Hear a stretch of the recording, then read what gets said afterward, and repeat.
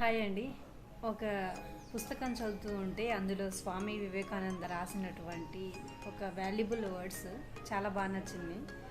అంటే దాహం వేసినప్పుడే కాదు బావిని తవ్వడం, దానికి ముందే మనము శ్రమని కలిగి ఉంటేనే ఆ బావి కోసం ముందే మనము కష్టపడి బావిని తవ్వితేనే కదా ఎప్పటికైనా మన యొక్క దాహాన్ని మనం తీర్చుకోగలుగుతాం.